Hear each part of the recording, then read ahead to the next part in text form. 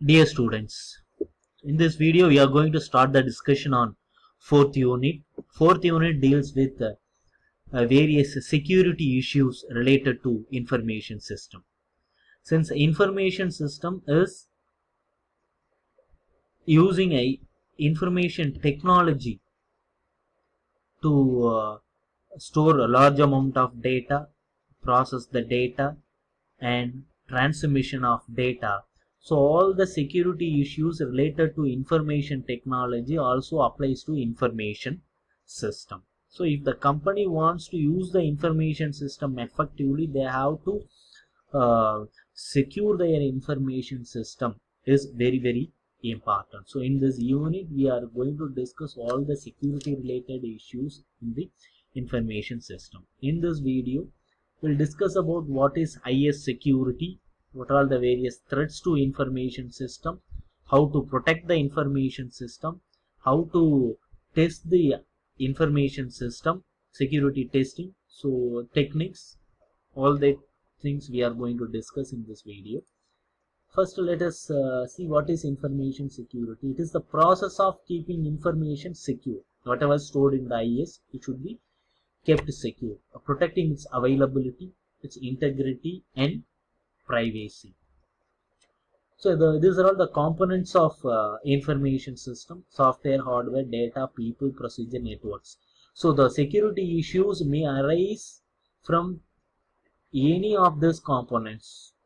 Okay, so the security measures must be addressed to all these components. Okay, software must be protected, hardware must be protected, the data stored in the information system must be protected, and people, they should be authenticated, okay, authorized, okay, to access the data, manipulate the data.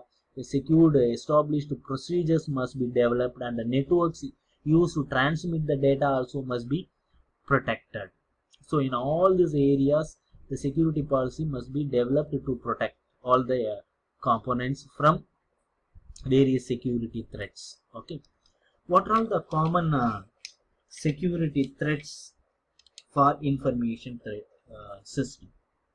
The threats to business information system can be classified based on the mode of attack used, as computer crimes and viruses. The computer crimes have been defined by the Association of Information Technology Professionals as including the unauthorized use, access, modification, destruction of hardware, software, data, or networks. It also include unauthorized release of information, unauthorized copying of software, denying an end user access to the user hardware, software, data, or network resources, using or conspiring to use computer or network resources to illegally obtain information or tangible property. Okay, so those all include computer crimes. And of course we know the virus that affects the files and data stored in any computers. And second is sabotage and espionage. So these are all the major mode of internal attack to the information system. And disaster and mishaps. So the damage occurs through uncontrolled or natural disasters or accidents, or belongs to this category. Okay, so how to protect the information system from this kind of threats? Okay, there are some strategies or used tools and defensive measures available in the market to check the threat to system security. These include firewalls, encryption, denial of service defenses, virus defenses, and email monitoring. The firewalls typically serve as a good network access control devices and help protect host and infrastructure assets. This control protects the organization critical assets by controlling the network traffic so that only authorized users get internet access. A network firewall comprises a router or a dedicated server along with the firewall software. It creates a set of rules that define the ports to keep open, the ports to disallow, and any IP addresses or networks to block. Okay, it needs to be properly configured to prevent intrusion into the company's intranets and other computer networks. So the firewalls filter out specific types of internet traffic. Other variants of firewalls also protect against out of sequence packets and spoofing. Encryption, seamless, easy access to information through the internet has brought increased risk of information security compromise. Encryption involves the use of special mathematical algorithm or keys to transform digital data into scrambled code before it is transmitted. This scrambled data is then unscrambled or decoded by the recipient.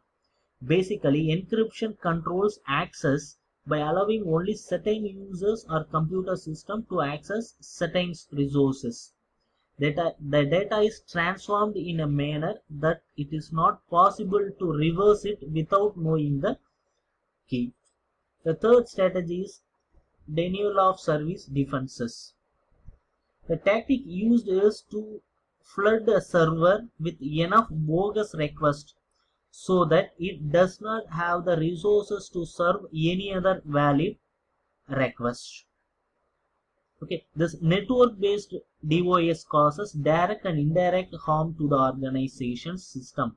It can sufficiently stall the business process to be as damaging as a system compromise or crash. So the server will try and respond to every request but will not be able to deliver the response because it is unreachable. The server would eventually time out.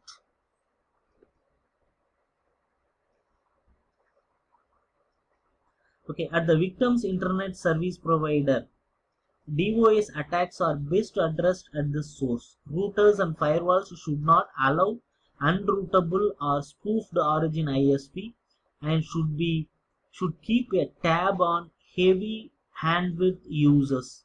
A network-based intrusion detection system will alert the organization of attacks even on internal wires. Then virus defenses.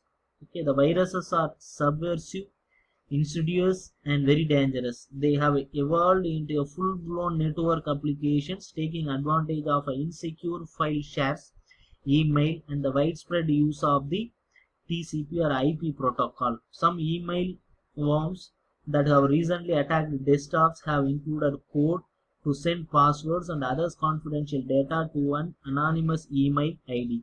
Considering the near universal use of email today, they have been able to spread faster across all the machines in an organization. It is clear that network is primary entry point and distribution medium for virus today. So antivirus software at the server and individual systems is necessary to defend the virus. And email monitoring, the most exploitable point of entry for a hacker to insert destructive data into the system is through email. Junk and exploitable emails bring the business world to its knees. In addition, email attachments are also a potential source of virus. So although the most popular mail servers including Microsoft Exchange and Qmail support antivirus functionality, the same needs to be updated. Okay, so these are some of the strategies that are recommended to protect the information system from various threats. The next we will discuss about what is security testing. The security testing is a process to determine that the information system protects data and maintains functionality as intended. The primary reason for testing the security of an operational system is to identify potential vulnerabilities and subsequently repair them. The number of reported vulnerabilities is growing daily. The number of computers per person in many organizations continues to rise, increasing the demands of competent and experienced system administrators. Consequently, it is imperative that organizations routinely test systems for vulnerabilities and misconfigurations to reduce the likelihood of system compromise. Now let us discuss about some of the information security testing techniques. The well-known techniques are network scanning, vulnerability scanning, password cracking, file integrity checkers, virus detectors, and penetration testing. Network scanning means network scanning involves using a port scanner to identify all hosts potentially connected to organization network, the network services operating on those hosts such as FTP and HTTP, and the specific application running the identified service such as WFTPD, Internet Information Server IIS. The result of the scan is a comprehensive list of all the active hosts and services, printers, switches, and routers operating in the address space scanned by the port scanning. So any device that has a network address is accessible to any other device. Second method is vulnerability scanning. Vulnerability scanners take the concept of port scanner to the next level. Like a port scanner, a vulnerability scanner identifies host and open ports, but it also provides information on the associated vulnerabilities. Most vulnerability scanners also attempt to provide information on mitigating discovered vulnerabilities. Vulnerability scanners provide system and network administrators with proactive tools that can be used to identify vulnerabilities before an adversary can find them. The third technique is password cracking. Password cracking programs can be used to identify weak passwords. Password cracking verifies that users are employing sufficiently strong passwords. Passwords are generally stored and transmitted in an encrypted form called a hash. When a user logs on to a computer system and enters a password, a hash is generated and compared to a stored hash. If the entered and stored hash match, the user is authenticated. During the penetration test, a real attack password cracking employs captured password hashes. Password hashes can be intercepted when they are transmitted across the network, or they can be retrieved from the targeted system. The latter generally requires administrator or root access on the target system. The next technique is log reviews. Various system logs can be used to identify deviations from the organization's security policy, including firewall logs, IDS logs, server logs, and any other logs that are collecting audit data on systems and networks. Next, file integrity checkers. The file integrity checker computers and stores a checksum for every guarded file and establish a database of file checksums. It provides a tool for the system administrator to recognize changes to the files, particularly the unauthorized changes.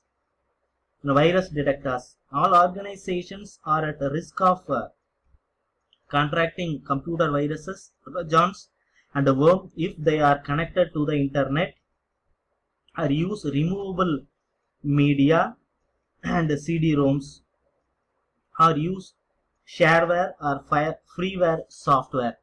The impact of virus, trojans, or worm can be harmless as a pop-up message or on a computer screen, or destructive as deleting all the files on a hard drive. So with malicious code, there is also a risk of exposing or destroying sensitive or confidential information.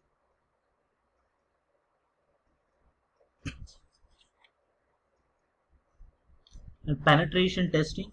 Penetration testing is a security testing in which evaluators attempt to circumvent a security feature of a system based on their understanding of the system design and implementation.